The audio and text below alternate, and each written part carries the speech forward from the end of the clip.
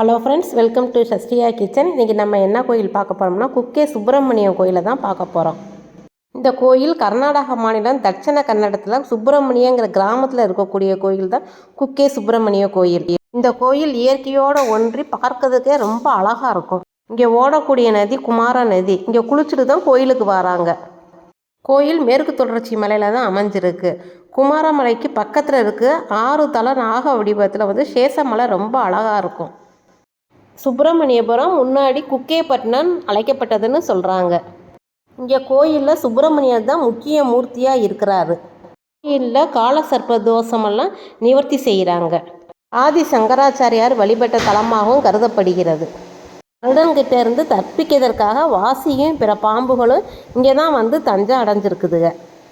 குகையில் இருந்து அவங்க தவம் புரிஞ்சிருக்கிறாங்க, வாசுகியும் பிற நாகங்களும். அப்போ முருகப்பெருமான் இவங்களுக்கு காட்சி கொடுத்திருக்கிறார். அந்த கருடன்கிட்டேருந்து முருகப்பெருமான் காப்பாற்றுறாரு. முருகப்பெருமானால் காப்பாற்றப்பட்ட நாகங்கள் முருகனுக்கு எழுப்பிய கோயில் தான் குக்கே சுப்பிரமணிய கோயில்னு தல வரலாறு சொல்கிறாங்க. நாகங்களும் வாசுகியும் தலையண மாதிரி விரித்து சுப்பிரமணியருக்கு கொடையாக நின்றுருக்காங்க. ஆதிசேஷன் வழிபட்டதாகவும் தல வரலாறு கூறுது. இந்த பாம்புகளுக்குடைய வாழ்விடமான இந்த கோயிலில் நாகராஜாவான வாசுகிக்கும் சுப்பிரமணியருக்குமே பூஜைகள் வேண்டுதல்லாம் செய்கிறாங்க. இங்கே நாகதோஷத்துக்கு பரிகார தலமாகவும் இருக்குது. கொடிய நோயாக இருக்கிறவங்க இந்த குமார நதி கரையில் குளிச்சுட்டு சாமியை கும்பிட்டா நோய் தீர்க்குதுன்னு சொல்கிறாங்க. இந்த குக்கே சுப்பிரமணிய கோயில் 5000 வருஷம் ரொம்ப பழமையான கோயிலாம். பரசுராமர் உருவாக்கிய 7 புண்ணிய கோயிலில் இந்த கோயிலும் ஒன்றுன்னு சொல்கிறாங்க. இங்கே கோயிலில் சர்ப்பசாந்தியாக சிறப்பாக செய்கிறாங்க. இந்த வழிபாடு நம்ம பண்ணோம்னா பாம்பால் ஏற்படக்கூடிய இந்த தோஷமெல்லாம் குறையும்னு சொல்கிறாங்க. பாம்பு அடித்து இறந்தாலும் அதுக்கும் திதி கொடுக்கலான்னு சொல்கிறாங்க.